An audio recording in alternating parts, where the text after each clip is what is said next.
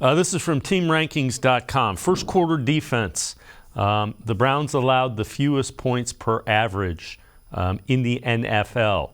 Let's flip that forward to the fourth quarter. 27th, so one of the worst teams in the NFL in terms of fourth quarter points against. Jeff, to me, that kind of screams you're not making adjustments. If you can stop them coming out of the gate and you can't stop them late, you're not making the adjustments to what's going on the field. No question about it. And I'll go back again to that second game in Cincinnati. And at that point, Higgins and Boyd had been out of the game. Your only option and only thought process at that point should have been take Jamar Chase out of this game, make somebody else beat us. They were unable to do that day.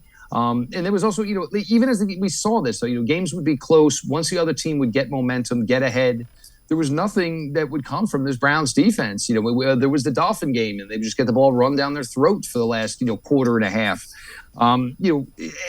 Somewhere along the lines, yes, maybe the players didn't play as hard for Joe because they weren't agreeing. And we've heard that a bunch today, whether it was John Johnson III or whether it was Greg Newsome. And I think Greg Newsome, his comments today were, when we just played basic coverage, our talent was all we needed.